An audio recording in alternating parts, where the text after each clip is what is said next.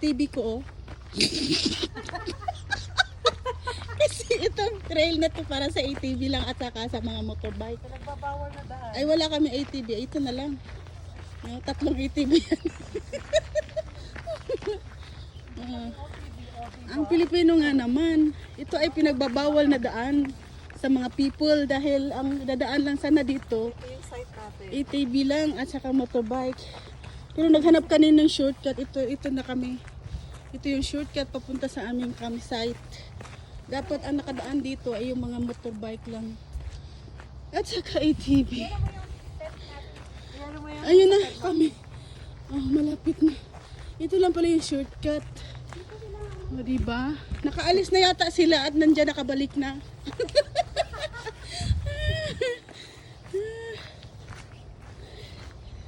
Here we are. We're back.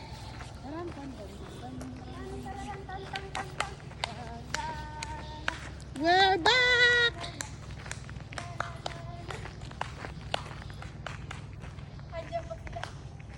We're back.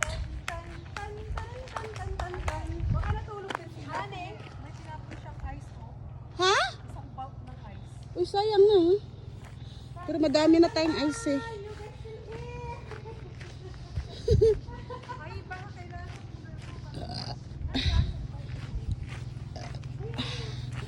Ano, honey, you're back already?